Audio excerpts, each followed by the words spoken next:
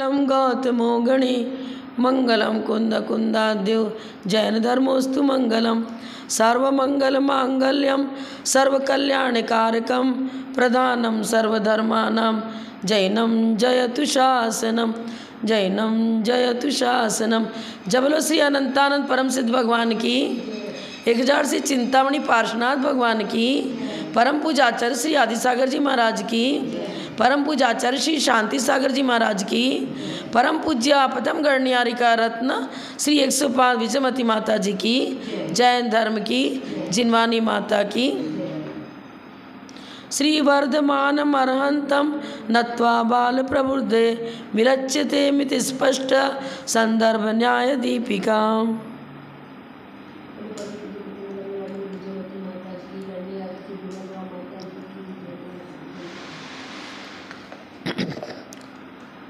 प्रकरण चल रहा था कि न्यायिकों ने हेतु के 5 लक्षण बताए, 5 का होना अति अनिवार्य बताया और 5 ही हेत्वाभास बताया था।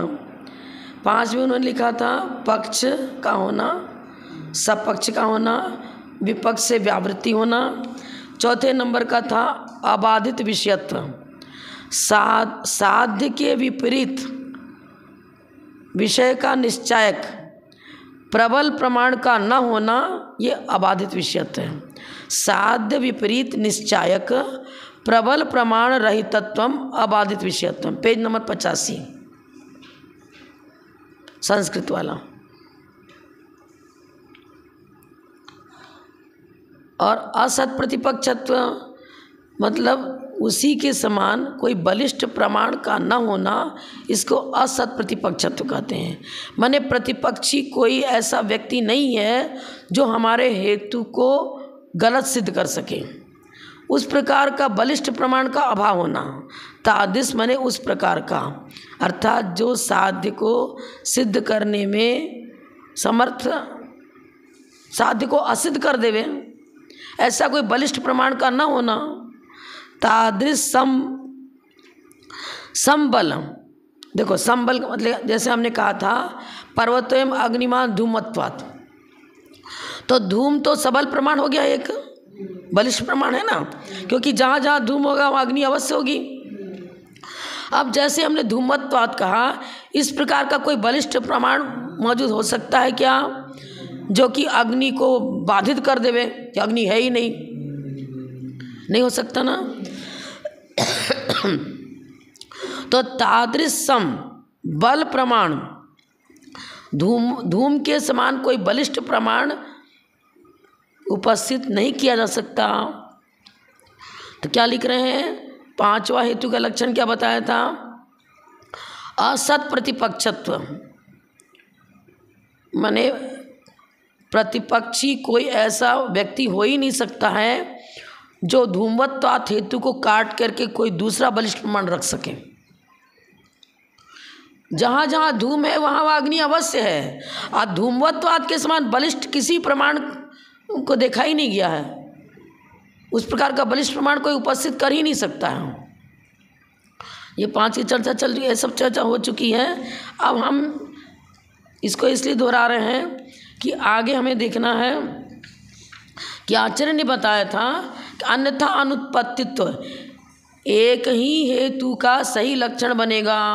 तुम 5 को कहो फिर हेत्वाभासी 5 कहो, अरे सीधा सीधी ये मान लो, साध्य अविनाभावित्व निश्चितो हेतु, साध्य के जिसके साथ जिसका अविनाभाव संपन्न हो, तो अविनाभाव हो, अविनाभाव का मतलब होने पर होना और नहीं होने पर नहीं होना, उसी को इस ग्रंथ में अन्यथा अनुत्पत्तित्व कहा।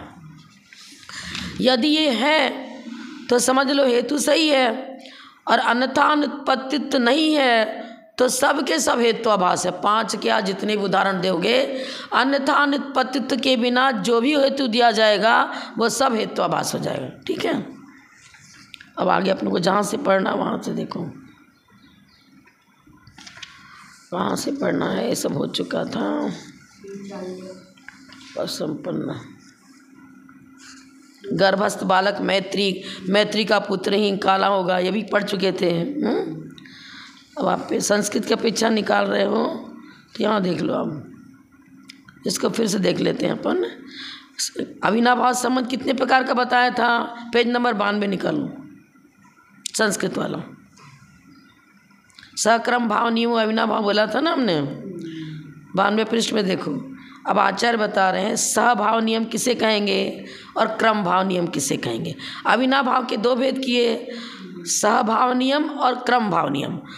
सहभाव नियम का मतलब साथ साथ हमेशा रहना, गुण और गुणी, व्याप्य व्यापक भाव जहाँ हो उसे सहभाव नियम कहते हैं। गुण हो गया व्याप्य और गुणी हुआ व्यापक, सदा साथ साथ रहना। वस्तु सामान्य विशेषात्मक है। कोई भी वस्तु, जैन धर्म में क्या बताया है? वस्तु में सामान्य गुण भी होते हैं और विशेष गुण भी होते हैं। पुस्तक में मत देखो, फिर हम बताएंगे। सामान्य गुण और विशेष गुण दोनों होते हैं। वस्तु सामान्य विशेषात्मक है। अब देखो पुस्तक में 92 पृष्ठ में क्या लिख रहे हैं? सहभाव नियम में क्या उदाहरण दिया? शिंशपात्वस्य वृक्षत्वेन सहभाव नियमो अस्ति। शिंशपात्व माने शिंशपा भी एक वृक्ष का नाम है, तो विशेष हो गया। सारे वृक्ष तो शिंशपा नहीं होते हैं, शीशम नहीं होते हैं। वृक्ष तो अनेक प्रकार का है। वृक्षत्व हो गया सामान्य धर्म और शिंशपात्व हो गया विशेष धर्म। पर सामान्य के बिना विशेष होगा क्या? वृक्ष है ही नहीं तो शिंशपा की क्या चर्चा होगी? शिंशपा माने शीशम का वृक्ष।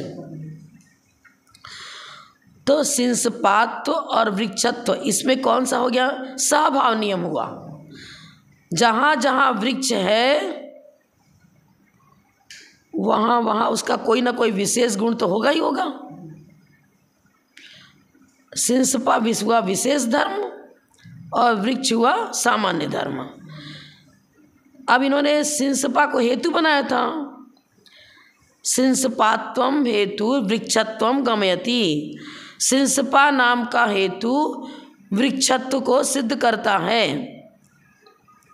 जहाँ जहाँ धूम है वहाँ वहाँ अग्नि है, पहले बताया था। अब यहाँ दूसरा उदाहरण क्या दे रहे हैं? शिंशपात्व को हेतु बनाया और वृक्ष को साध्य बनाया, वहाँ अग्नि को साध्य बनाया था। ठीक है। अब वृक्षत्व को सिद्ध किया जा रहा है और शिंशपात्व को हेतु दिया। अब शिंशपा माने शीशम बना। वृक्ष के अभाव में शिंशपात्व की चर्चा होगी क्या? नहीं हो सकती। तो जहाँ जहाँ शिंशपा है वहाँ वहाँ वृक्षत्व तो होगा ही होगा। वृक्षत्व के अभाव में शिंशपात्व की चर्चा नहीं हो सकती। इसको कहेंगे समभाव नियम। अब क्रम भाव नियम किसे कहते हैं? धूम और अग्नि में क्रम भाव नियम था। क्रम माने समय भेद पड़ गया। पहले अग्नि जली, अग्नि प्रज्वलित हुई, उसके बाद अगले समय में उसमें धुआं निकला। यदि और वो भी गीली अग्नि, गीली लकड़ी है तो समर्थ कारण होना चाहिए। सूखी लकड़ी है और आपने अग्नि उसमें प्रज्वलित करी, केवल तेल वेल डाल दिया, अब फिर माचिस ला के अग्नि प्रज्वलित कर दी, अब सीधे लपट निकल रही है, धुआं नहीं निकल रहा है। सबल हेतु होना चाहिए। अब धूमवत्व अग्नि अनंतर भाव नियमो। धूमो अग्निम गमयति। धूम अग्नि को बताती है कि जहाँ जहाँ धूम है वहाँ अग्नि अवश्य होगी, लेकिन धूम कार्य है और वो किसको सिद्ध कर रही? अग्नि को। तो कार्य हेतु हो गया ना। कार्य का कारण के बाद कार्य होता है, कारण के बाद कार्य होता है। अग्नि के बाद धूम की चर्चा होगी। अग्नि के अस्तित्व के बिना धूम की चर्चा हो नहीं सकती। तो यहाँ क्रम भाव नियम है किसमें? धूम और अग्नि में। पहले कारण होगा फिर कार्य होगा। कारण माने पहले अग्नि होगी, उसके बाद अग्नि प्रज्वलित होने के बाद यदि उसका ईंधन गीला है तो धूम होगा। धूमस्य माने धूम का। अग्नि अनंतरम, अग्नि के अनंतर धूम का सद्भाव होता है। समझ में? धूम है तो अग्नि अवश्य होगी। तो इसमें कौन सा हुआ? क्रम भाव नियम हुआ। क्रम क्या रहा? समय भेद पूर्वक। पहले अग्नि की मौजूदगी स्वीकार करो, उसके बाद धूम हुआ। अब जहाँ जहाँ अग्नि है वहाँ वहाँ धूम है, ये नहीं बता रहे हैं, यहाँ विषम व्याप्ति है। जहाँ जहाँ धूम है वहाँ वहाँ अग्नि अवश्य होगी, और जहाँ जहाँ अग्नि नहीं है वहाँ वहाँ धूम भी नहीं होगा। इस प्रकार का अविनाभाव संबंध है। हाँ, लेकिन देखो दो एक विशेषता क्या बता दी, सहभाव नियम और क्रम भाव नियम।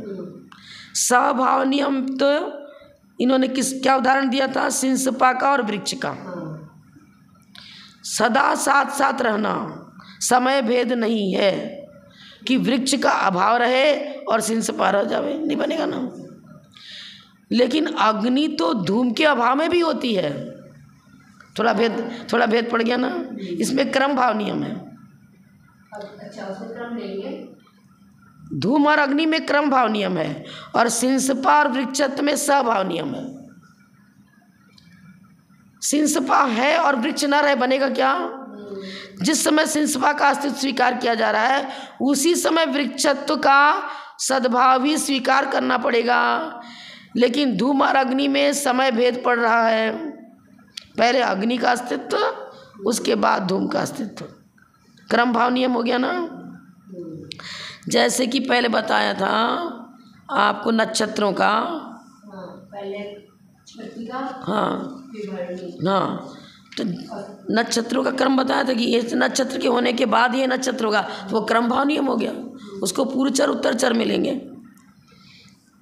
देखो फिर आगे क्या बता रहे हैं, उनको खंडन करना था न्यायिक के मत का। न्यायिक के मत में क्या बताया था कि जो मैत्री का पुत्र होता है वह श्याम वर्ण का होता है। अब आचार्य कह रहे हैं तुम्हारे हेतु में न सहभाव नियम है न क्रम भाव नियम है। मैत्री तनयत्वस्य हेतु अहिमतस्य श्यामत्वेन साध्यत्व अहिमतेन सहभाव क्रम भाव वा नियमो नास्ति। तुमने बताया था कि जो मैत्री का पुत्र होता है वह सब काला ही होता है, श्याम वर्णी होता है। इसमें न सहभाव नियम है न क्रम भाव नियम है। उसका खंडन कर रहे हैं ये। हाँ, सहभाव और क्रम भाव के द्वारा दोनों ही नहीं घटित हो रहा है, इसलिए तुम्हारा हेतु हेत्वाभास है, गलत है। उसने बताया था मैत्री का पुत्र होने से, अभी जो वर्तमान में जो पुत्र मौजूद है वो काले हैं, और वो कह रहा ये काले हैं इसलिए गर्भस्थ बालक भी काला ही होगा। पर तुमने जो इस प्रकार की चर्चा करी उसमें ना सहभाव नियम है ना क्रम भाव नियम है। ये नियम होता तब होता। हाँ, कोई ज़रूरी नहीं है, क्योंकि मैत्री का पुत्र है, इस पॉइंट को तो हम स्वीकार कर रहे हैं कि जो मौजूद है वो भी मैत्री का पुत्र है और जो गर्भस्थ है वो मैत्री का पुत्र है। लेकिन सहभाव नियम भी नहीं बनता, क्रम भाव नियम नहीं बनता। अव्याप्ति, अतिव्याप्ति, असंभव आदि दोष भी उसमें मौजूद हैं कि मैत्री को छोड़कर अन्य दुनिया में जो व्यक्ति हैं उनका पुत्र काला नहीं है क्या? है ना, बहुत सारे लोगों के पुत्र काले हैं, मैत्री का पुत्र ही काला है, तो विपक्ष में भी जा रहा है कालापना, तो अतिव्याप्ति दोष हो गया।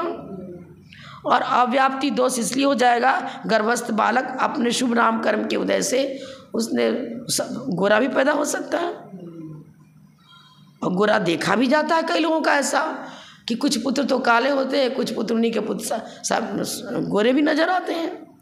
तो अव्याप्ति, अतिव्याप्ति आदि दोषों से सहित होने से तुम्हारा यह हेतु समीचीन नहीं है,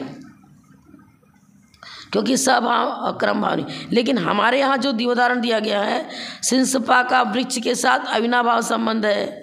वृक्षत्व तो सामान्य हो गया, सिंसपा विशेष हो गया। वस्तु सामान्य विशेषात्मक होती है, यदि वृक्ष है तो कोई ना कोई विशेष उसमें फल आदि लगेंगे ही।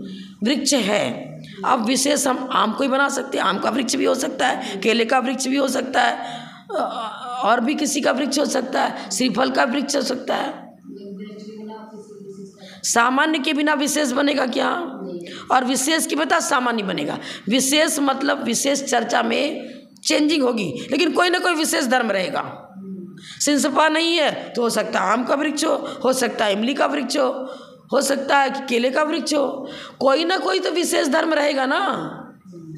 वृक्षत्व हुआ सामान्य, जैसे जहाँ जहाँ देखो जीव हो गया सामान्य, जीव द्रव्य हुआ सामान्य।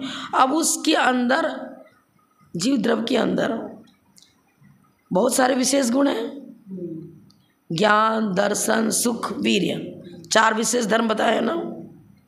अब ज्ञान के भी कई भेद हो जाएंगे, मत उसकी पर्याय की अपेक्षा से, मत ज्ञान, श्रुत ज्ञान, अवधि ज्ञान, मन परिज्ञान, केवल ज्ञान। तो जो विशेष होता है वो व्याप्य होता है, और जो धर्मी होता है वो व्यापक होता है। धर्म हुआ विशेष और धर्मी हुआ सामान्य, धर्मी हुआ सामान्य और धर्म हुआ विशेष।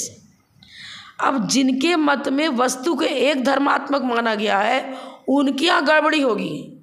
हमारे यहाँ तो वस्तु के अंदर अनेक धर्म स्वीकार किए गए हैं। धर्मी द्रव्य हुआ, ठीक है, जीव द्रव्य हुआ। अब जीव द्रव्य के अंदर धर्म अनेक प्रकार के पाए जाते हैं, सामान्य धर्म भी पाया जाता है और विशेष धर्म भी पाया जाता है।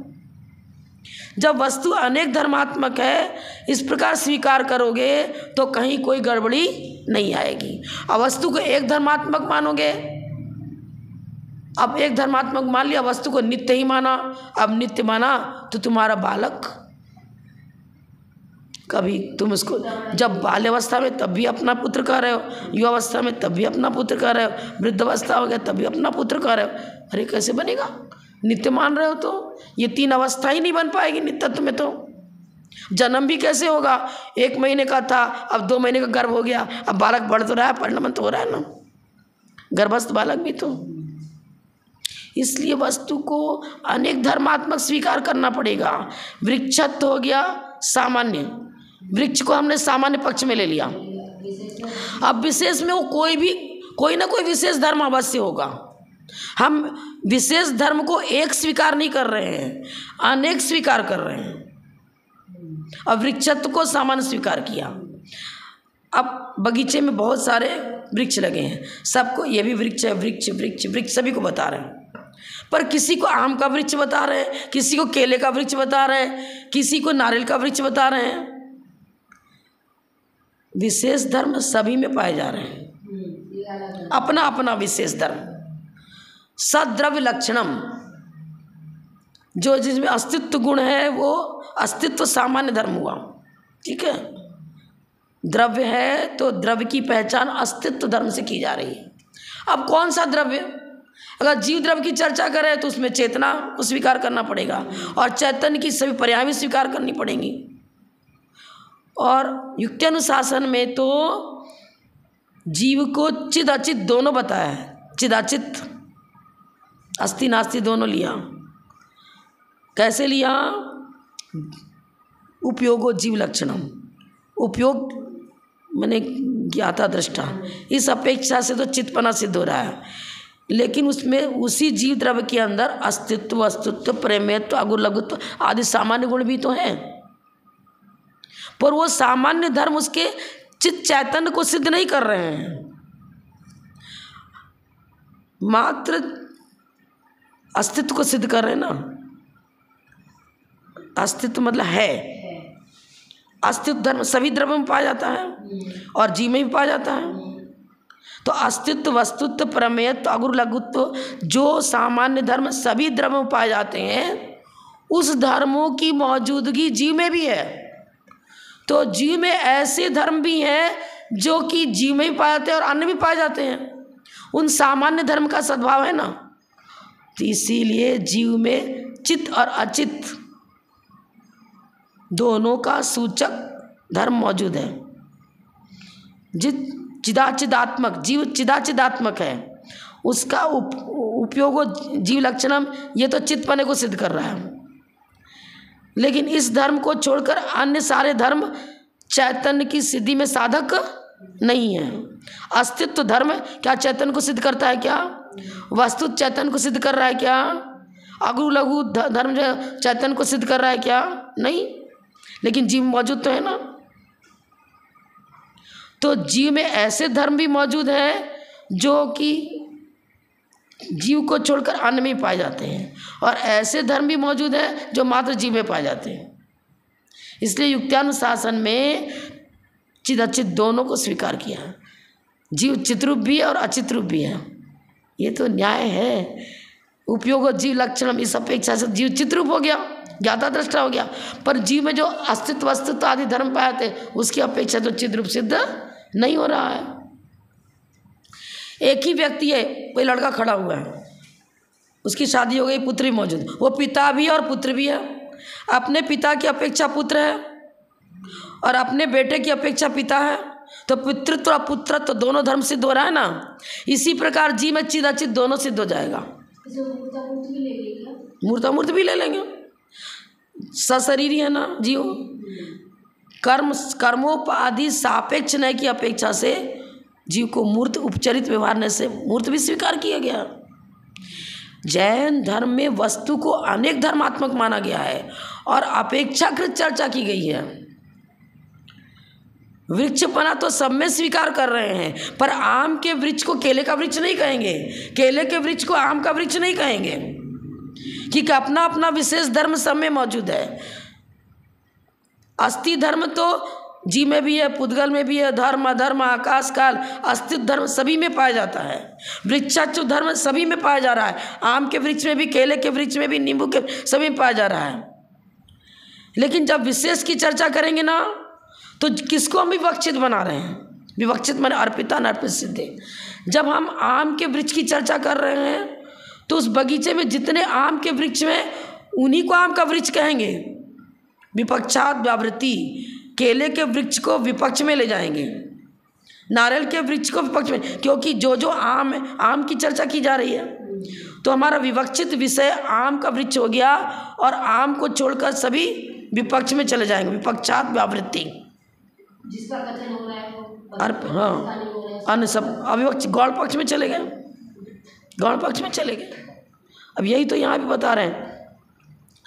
तो सिंसपा को इन्होंने लिया विशेष धर्म में, अब वृक्षत्व को लिया सम। जिस समय शीशम के वृक्ष की चर्चा चल रही है उस समय शीशम पने को ही हमने विशेष धर्म के रूप में स्वीकार किया, पर जब विशेष मौजूद है तो सामान्य तो मौजूद होगा ही होगा।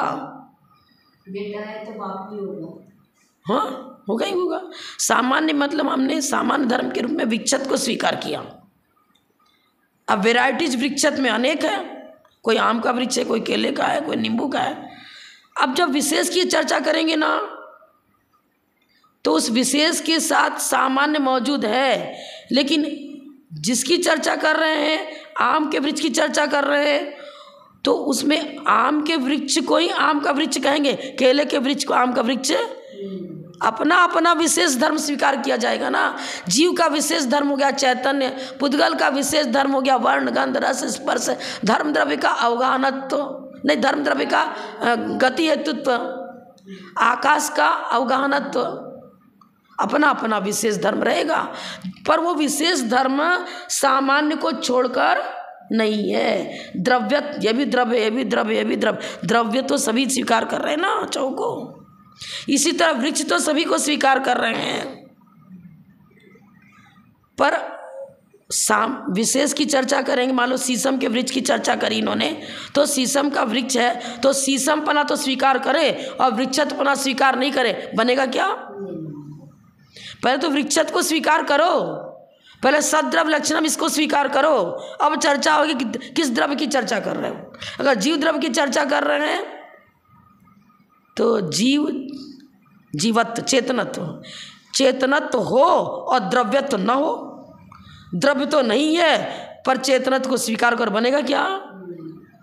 जब जीव को स्वीकार कर रहे हो तो ये भी स्वीकार करना पड़ेगा कि जीव भी एक द्रव्य है। सद्द्रव्य लक्षणम, सद्द्रव्य लक्षणम ये परिभाषा सभी के साथ जाएगी, जीव के साथ भी जाएगी, पुद्गल द्रव्य के साथ भी जाएगी, धर्म द्रव्य के साथ भी जाएगी, सभी के साथ जाएगी। सत अस्तित्व अस्तित्व अस्तित्व सब मेरा अस्तित्व। जैसे अस्तित्व की चर्चा कर रहे हैं ना, इसी तरह सामान्य धर्म में 10 सामान्य धर्म बताए हैं, अस्तित्व अस्तित्व प्रमेयता लघुत्व प्रदेशत्व आदि।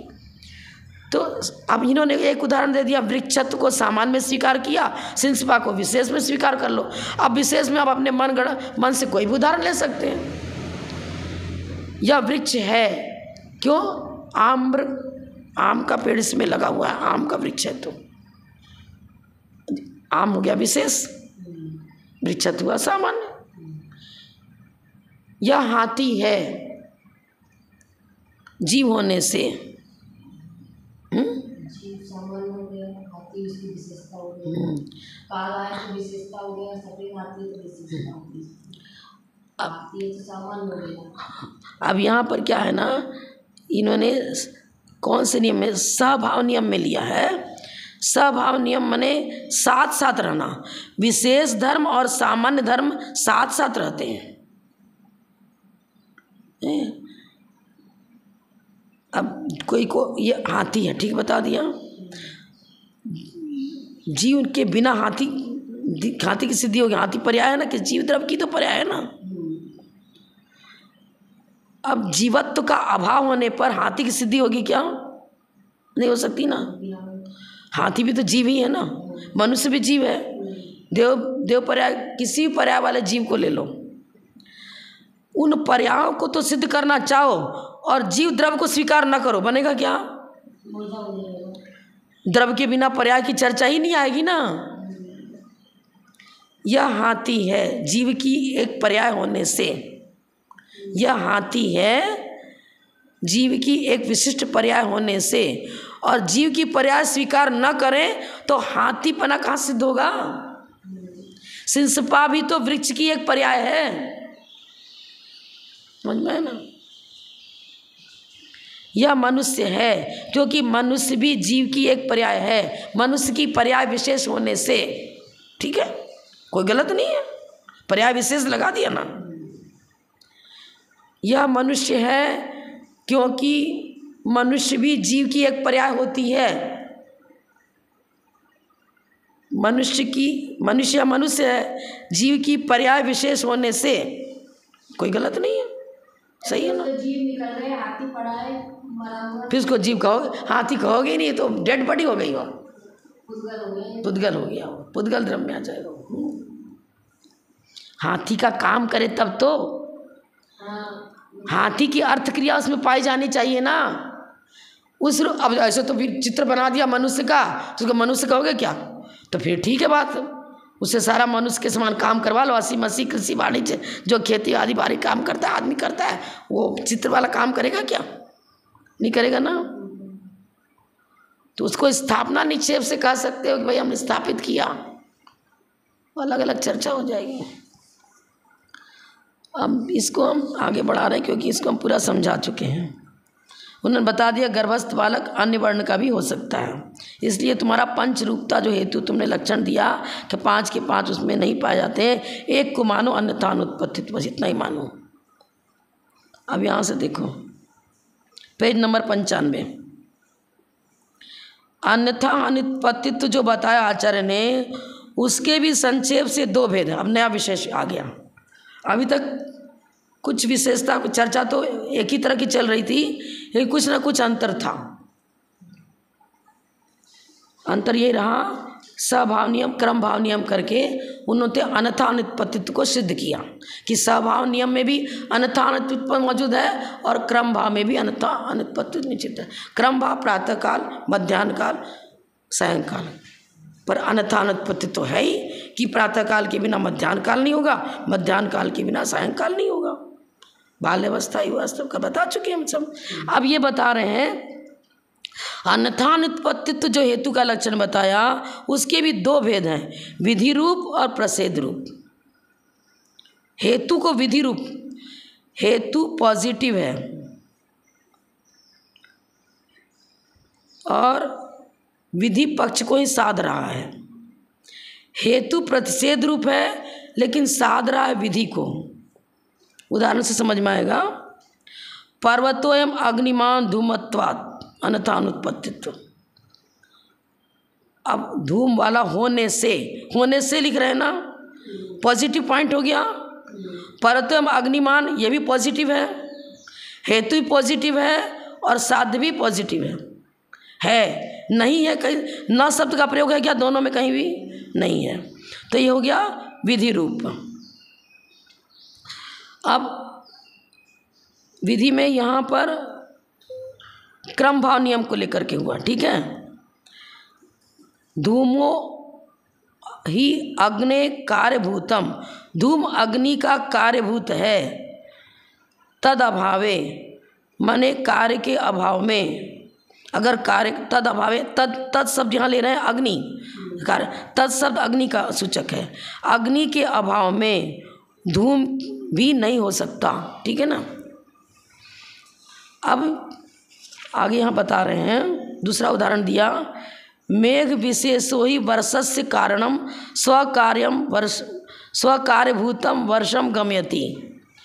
ये उदाहरण, दूसरा उदाहरण क्या दिया, मेघ विशेष, कोई ऐसे काले बादल होते हैं, कुछ अगर वो बादल है तो वर्षा अवश्य ही होगी। किसान लोग बहुत जल्दी पहचान जाते हैं कि वाला बादल है तो जरूर ही वर्षा होगी। तो इसीलिए यहाँ भी इन्होंने लगा दिया मेघ, कभी कभी बादल रहता है और वर्षा नहीं होती है, पर इन्होंने मेघ विशेष लगा दिया ना।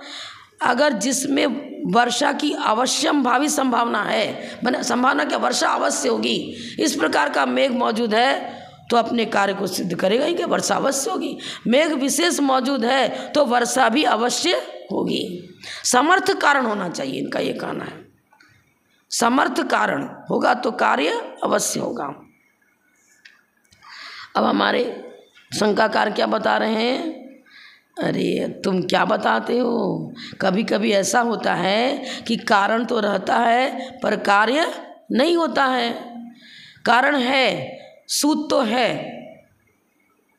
रखा हुआ है ऑफिस में, कारण मौजूद है, पर जहाँ जहाँ कारण हो वहाँ कार्य हो, जरूरी है क्या, नहीं है भाई, रखा ही है, अभी तो वस्त्र कहाँ है, बन ही नहीं रहा है। तो पर हमारे आचार्य क्या उत्तर दे रहे हैं, वो धूम जो सूत रखा हुआ है मान लो, ठीक है, अनेक कारणों से कार्य की उत्पत्ति होती है। सूत उपादान कारण हुआ, ठीक है, मिट्टी के बिना घड़ा नहीं बनेगा, पर मिट्टी है तो मिट्टी रखी मिट्टी अपने आप घड़ा थोड़ी बन जाएगी, वो मिट्टी उपादान कारण है। अब सारे निमित्त कारणों को भी जुड़ाना पड़ेगा, हमारे एक ही कारण नहीं स्वीकार किया गया ना। मिट्टी भी उसी प्रकार की होनी चाहिए जिसमें घड़े रूप परिणमन करने की योग्यता हो। भुरभुरी है, काली मिट्टी, मतलब मुलायम मिट्टी, कैसी मिट्टी होनी चाहिए, उसमें कंकड़ पत्थर बालू आदि मौजूद ना हो। जिस प्रकार की मिट्टी में घड़े रूप परिणमन करने की योग्यता है उसी प्रकार की मिट्टी होनी चाहिए। अब उपादान कारण तो आ गया, अब निमित्त कारणों को भी सहकारी सारे निमित्त जुड़ने चाहिए, योग्य प्रक्रिया होनी चाहिए, फंक्शन होना चाहिए उसी प्रकार से, माने पुरुषार्थ भी उस प्रकार का हो। सारे सामग्रियाँ, आपको खिचड़ी बनानी है तो सारी सामग्री भी जुटानी पड़ेगी, जल भी चाहिए, उस प्रकार का फंक्शन भी करोगे, धोओगे, फिर अग्नि जलाओगे, बर्तन लाओगे, पानी डालोगे, उसमें डालोगे, उसको परिपक्व करने के लिए जैसी अग्नि चाहिए अग्नि प्रज्वलित करोगे। जरूरत होगी जब कार्य होगा, कारण अनेक होंगे, अनेक कारणों से कार्य की सिद्धि होती है। विपक्षी ने क्या कहा, कारण तो हो और कार्य नहीं होता है, तुम कैसे कहते हो कि कारण होगा तो कार्य अवश्य हो जाएगा। अग्नि तो है पर धूम नहीं है, तो हमने कब कहा कि ऐसा है, हम तो उस अग्नि को कह रहे हैं कि जो धूम को अवश्य उत्पन्न करे, उस अग्नि की चर्चा कर रहे हैं। यदि उपादान पर मतलब उस प्रकार का उपादान होना चाहिए और उसी प्रकार का निमित्त होना चाहिए जो कार्य को सिद्ध कर ही दे। गीली लकड़ी में आपने माचिस लगाई, हाँ, मान ले कारण भी समर्थ होना चाहिए। अब कारण मतलब गीली लकड़ी वाली अग्नि लेनी पड़ेगी तो उसमें धुआं निकलेगा, थोड़ी जलेगी फिर नहीं जले, जिस समय उसमें गीला नमी रहेगी उसमें धुआं छोड़ना चालू कर देगा। उपादान भी सम्यक होना चाहिए। जिस मिट्टी में घड़े रूप परिणमन करने की योग्यता है वही मिट्टी घड़े रूप परिणमन कर पाएगी, सब प्रकार की मिट्टी घड़े रूप परिणमन नहीं कर पाएगी। समर्थ माने योग्य कारण और योग्य कार्य, जिस कारण से जो कार्य हो सकता है उस कारण से वही कार्य होगा ना। और कारण पूरा समर्थ नहीं है तो कार्य नहीं होगा। मेघ विशेष है तभी वर्षा होगी, मेघ विशेष नहीं है तो वर्षा नहीं होगी। गीली लकड़ी है और जिस लकड़ी में नमी है और उस समय अग्नि पकड़ नहीं पा रही है वो, तो धुआं निकलना चालू हो जाएगा। आचार्य क्या बता रहे देखो, उन्होंने ये बताया अनेक कारण होंगे और सभी कारणों का सही प्रकार से प्रयोग होगा। उपादान और निमित्त दोनों कारणों की सही रूप में मौजूदगी होगी तब कार्य होगा। कैसे होगा? नहीं होगा। अब यहाँ माचिस रखी है, यहाँ लकड़ी रखी है, और अब तुम यदि उसको प्रज्वलित नहीं करोगे और जब प्रज्वलित कर भी दिया, अब गीली लकड़ी पहले तो पकड़ेगी नहीं, किसी तरह पकड़ भी पाती है, मिट्टी का तेल डाला कुछ डाला, अब जैसे जैसे वो गीलापन आएगा ना, तो गीलापन के साथ जब उस अग्नि का संपर्क होगा धुआं छोड़ना चालू कर देगा। समर्थ अग्नि ही धुएं को जन्म देगी, असमर्थ अग्नि धुएं को जन्म नहीं देगी। समर्थ अग्नि का मतलब जो अग्नि धुएं को उत्पन्न करने में समर्थ होगा, उसी समर्थ अग्नि को यहाँ समर्थ अग्नि कह रहे हैं। जो अग्नि धुएं को जन्म नहीं देती उस अग्नि की चर्चा नहीं कर रहे हैं। पर्वत पर अग्नि है धूमत्पात, तो पर्वत पर वैसी अग्नि है जो गीली है, लकड़ी वाली है, धुएं को जन्म दे रही है। समर्थ अग्नि ही धुएं को जन्म देगी। नहीं हुआ क्लियर? वही तो वो काम करेगा ना, ये बात है। इन्होंने लिखा देखो 97 नंबर पृष्ठ पर देखो, उन्मीलित शक्ति कस्य, उन्मीलित माने प्रगट, उन्मीलन निमीलन कहते हैं ना, उन्मीलित माने प्रगट, जिसकी शक्ति प्रगट है ऐसा कारण ही कार्य को सिद्ध करेगा। कार्य के साथ अव्यभिचार माने रुकना नहीं, कार्य का रुकना नहीं, कार्य में प्रतिबद्ध नहीं आवे, कार्य को सिद्ध करने में बाधा ना आवे, यह अव्यभिचार का अर्थ हुआ। तो उन्मीलित शक्ति वाली अग्नि है तो अवश्य कार्य को सिद्ध करेगी। धुएं को जन्म देने वाली वैसी की वैसी अग्नि होनी चाहिए, तो वह अग्नि अवश्य धुएं को जन्म देगी। सीधा सीधी बात है। समर्थ, उन्मीलन और निमीलन, निमीलन माने ढकना, उनमें जैसे कि दीपक है, बर्तन से ढक दिया तो उसका प्रकाश आवृत हो गया, अब हटा दिया तो प्रकट हो गया। तो प्रकट होना का अर्थ हो उन्मीलन, और निमीलन माने हाथी पानी में घुसा तो एकदम पूरा घुसा हुआ नहीं दिख रहा है, अप्रकट है, अब दिख आ गया, ऊपर आ गया, वो दिखने लग गया।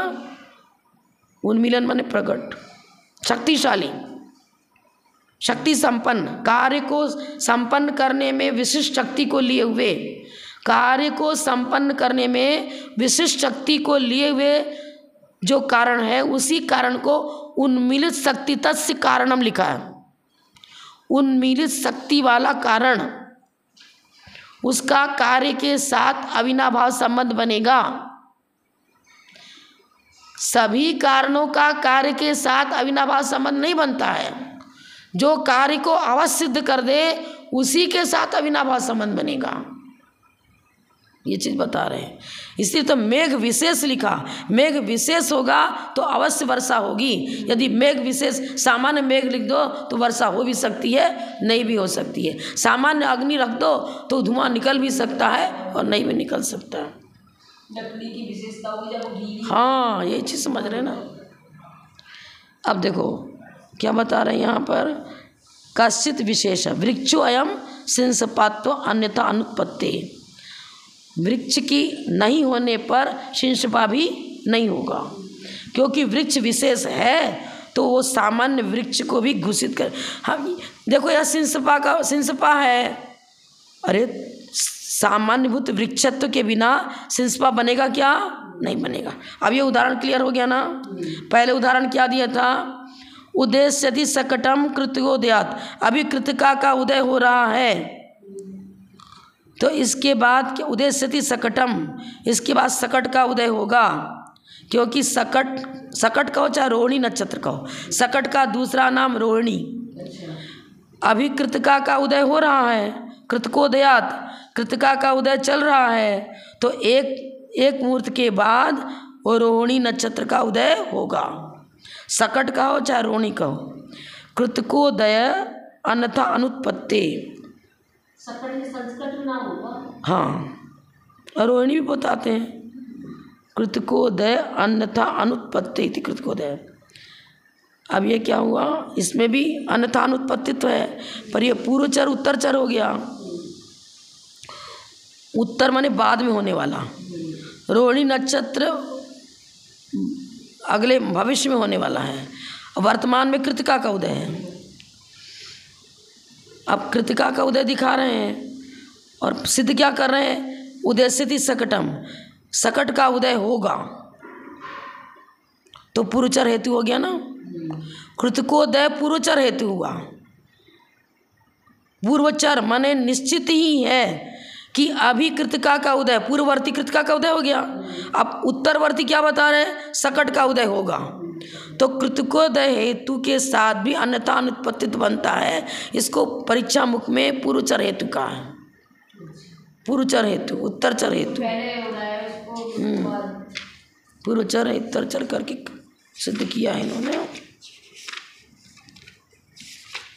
देखो अन्यथा अनुत्पत्तित्व में यह अभी विधि रूप चल रहा है ना। विधि रूप और निषेध रूप दो प्रकार का बताया था ना।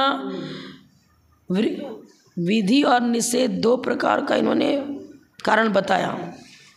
अन्यथा अनुत्पत्ति को लिए हुए अविनाभाव संबंध दो प्रकार का होता है, विधि रूप और निषेध रूप। अब तुम लिख लो, विधि रूप हेतु के भी 6 भेद हैं, लिखो। परीक्षा मुख पढ़ा नहीं तो हमको बताना पड़ा ना।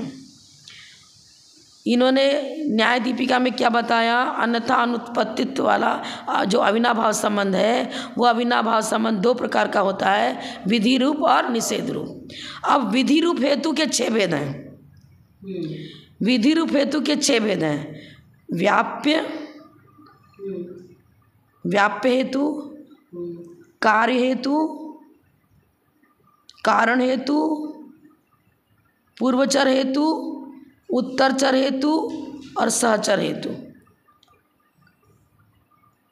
पूर्वचर, उत्तरचर, सहचर। फिर से बोलूं, सहचर। व्याप्य, कार्य, कारण, हाँ हेतु सभी के साथ लगेगा। व्याप्य, कार्य, कारण, पूर्वचर, उत्तरचर और सहचर। अब इसको पहले समझो आप। व्याप्य, गुण और गुणी में जहाँ जहाँ ज्ञान है तो जीव तो रहेगा ही नहीं। जीव का ज्ञान के साथ व्याप्य व्यापक भाव, ज्ञान गुण हो गया, जीव गुणी हो गया। जीव हुआ धर्मी और ज्ञान उसका गुण हुआ। गुण और गुणी कहो अथवा व्याप्य व्यापक भाव कहो तो व्याप्य हो गया गुण और व्यापक हुआ जीव। कार्य कारण में धूम और अग्नि ले लो। धूम हुआ कार्य और अग्नि हुई कारण। पर कौन सा कारण, समर्थ कारण। जिस जो अग्नि धुएं को जन्म दे सकती है उसी अग्नि को यहाँ कारण में लिया है। सब प्रकार की अग्नि को नहीं लिया। ये लाइट की अग्नि है, इमरजेंसी लाइट जला दी और कोई ऐसी लाइट जला, रत्न रखा प्रकाश तो है इसमें। अरे पर हम तो समर्थ कारण को ले रहे हैं ना। जो अग्नि धुएं को जन्म देने में समर्थ है उसी अग्नि को कार्य कारण भाव में लिया गया है। समझ में है ना, कार्य कारण भाव हो गया। पूर्वचर नक्षत्रों का बताया हमने, किस नक्षत्र के बाद ये नक्षत्र उत्पन्न होगा। तो कौन सा नक्षत्र बताया था अभी हमने, भरणी। उद्गात भरणी प्राक कृतिकोदय। अब ये बताया पूर्वचर हेतु कृतिकोदय। पूर्वचर हेतु कृतिकोदय है और वो सकट अर्थात रोहिणी के नक्षत्र को सिद्ध कर रहा है कि एक मुहूर्त के बाद सकट का उदय होगा। तो ये पूर्वचर हो गया ना। कृतिकोदय पूर्वचर हेतु हुआ। अब उत्तरचर में क्या बनेगा, अब ये लिख रहे हैं कृतिकोदयाद, अभी कृतिका का उदय है। इसका मतलब एक मुहूर्त पहले भरणी का उदय हो चुका। कृतिकोदय हेतु को दोनों ठहरा रहे हैं।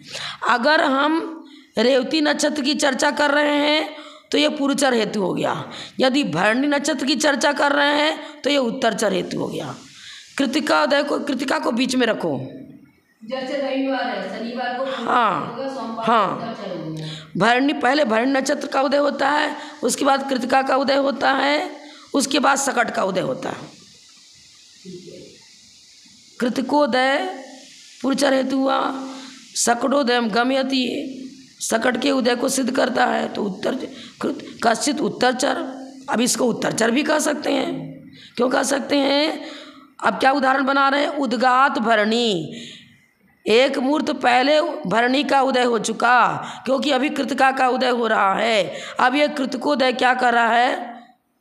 उत्तरचर हो गया ना, क्योंकि पहले भरणी का उदय हो चुका, उसके बाद कृतिका का उदय हुआ, तो कृतिका का उदय भरणी के बाद होता है ना, तो इसको उत्तरचर कहेंगे।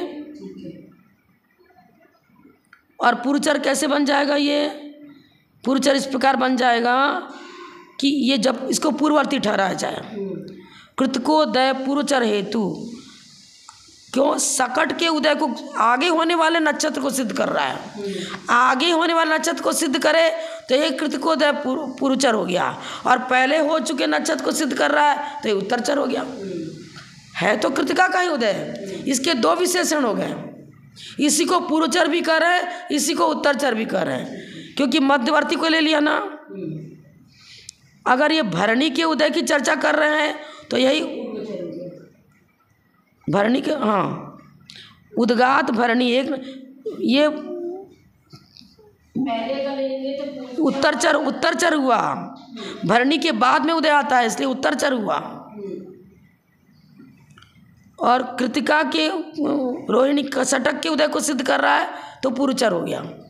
कारण को लो ना, कार्य को मत लो। जैसे रविवार है, सोमवार, हाँ, ये इससे समझ लो आप। रविवार है तो शनिवार है तो पूर्वचर, और नहीं सोमवार है तो उत्तरचर। हाँ, आज रविवार है, मान लो कह दिया हमने, आज रविवार है, तो ये आज रविवार हेतु क्या कर रहा है? ये बता रहा है कि शनिवार हो चुका, हो चुका को सिद्ध कर रहा है ना। और आज रविवार तो उत्तरचर हुआ ना, हेतु तो उत्तरचर है, उत्तरवर्ती है। और सोमवार को तो सोमवार के पहले है रविवार। ये रविवार सोमवार की अपेक्षा पूर्ववर्ती, और यही रविवार शनिवार की अपेक्षा उत्तरवर्ती, उत्तरचर। शनिवार की अपेक्षा रविवार उत्तरचर, हेतु को लो। आज रविवार है, पहले शनिवार था ना। हम शनिवार की चर्चा मत करो। रविवार शनिवार के बाद आता है ना, तो उत्तरचर हुआ। शनिवार के बाद रविवार होगा, इसलिए उत्तरचर। अच्छा, रविवार की बात करेंगे। हाँ, हेतु की चर्चा करो ना।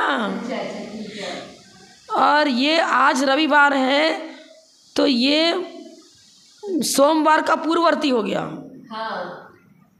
तो पूर्वचर हेतु हुआ। ठीक है। दो पूर्ववर्ती कार्य और उत्तरवर्ती कार्य। कारण बनाया हमने कृतिका के उदय को, कारण बनाया हमने रविवार को, ठीक है।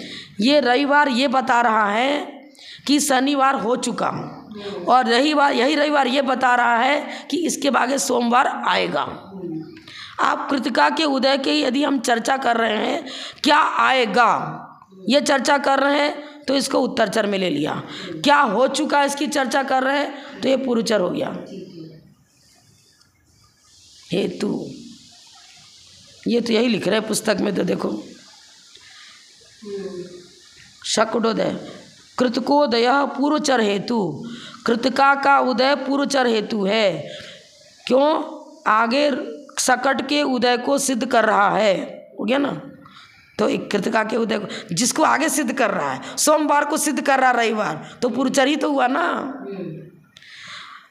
अब उद्गात भरणी, एक मुहूर्त पहले भरणी का उदय हो चुका, इसको कह रहे हैं उत्तरचर। बताओ, पुस्तक में भी यही लिख रहे हैं, उत्तरचर। हो चुका उसको सिद्ध कर रहे हैं ना।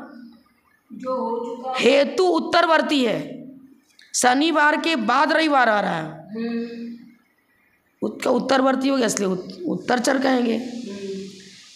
कार्य के पहले होने वाला है तो पूर्ववर्ती कहेंगे। रविवार कार्य है, मान लो किसका कार्य है, शनिवार के बाद आता है, तो शनिवार के बाद आ रहा है ना, पूर्वचर उत्तरचर की अपनी चर्चा करेंगे, कार्य कारण भाव नहीं ले रहे हैं, क्रम भाव नियम। शनिवार के बाद रविवार, रविवार के बाद सोमवार, क्रम हो गया ना।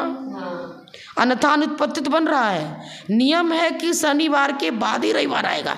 अब इस रविवार को शनिवार की अपेक्षा हम क्या कर रहे हैं, उत्तरचर शनिवार के बाद आता है, पर सोमवार के पहले आता है तो इसको पूर्वचर कह दिया। पूर्ववर्ती चर मत लगाओ, पूर्ववर्ती लगा दो, चलो अपनी लौकिक भाषा में। सोमवार की अपेक्षा से रविवार पूर्ववर्ती है, और यही रविवार जो पहले है तो पूर्ववर्ती हो गया, शनिवार की अपेक्षा उत्तरवर्ती है। पहले है तो पूर्ववर्ती हो गया, बाद में तो उत्तरवर्ती। तो अपना समझ ही रहे, लौकिक विभाग से भी तो समझ रहे हैं ना। पर आप लोग क्या करते हैं ना, लोग अरे उसको ऊपर पहले बाद में आया तो उसको इधर उधर जोड़ देते हैं, पर ग्रंथ की अपेक्षा जोड़ना पड़ेगा ना। पास्ट टेंस की चर्चा और फ्यूचर टेंस की चर्चा, अगर पास्ट टेंस की चर्चा है तो उसको हो चुका और हेतु बाद में उपस्थित है, जिसको उत्तरचर हेतु कहेंगे। उद्गाद भरणी, एक मुहूर्त के पहले भरणी का उदय हो चुका, अब इस हेतु को क्या ठहरा है, उत्तरचर हेतु बता रहे हैं। कृतकोदय तिथ कृतकोदय प्राक, क्योंकि एक उद्गाद भरणी प्राक कृतकोदयात इत्यत्र कृतकोदय, कृतिका का उदय से पहले भरणी का उदय हो चुका, इस उदाहरण को इन्होंने उत्तरचर में लिया है। कृतकोदय भरणी उदय उत्तरचर तमें थी, उत्तरवर्ती कृतिका उदय क्या कर रहा है, भरणी उदय उत्तरचर, भरणी के उदय के उत्तरवर्ती है, भरणी नक्षत्र के बाद में होने वाला है। हिंदी से समझो, संस्कृत से नहीं समझ में आ रहा था, निकालो। मैंने संस्कृत में क्या ना एकदम सूटेबल शब्द देते हैं, थोड़ा अनुवाद में कहीं कहीं थोड़ा सा ये हो जाता है। देखो ये पेज नंबर निकालो 206,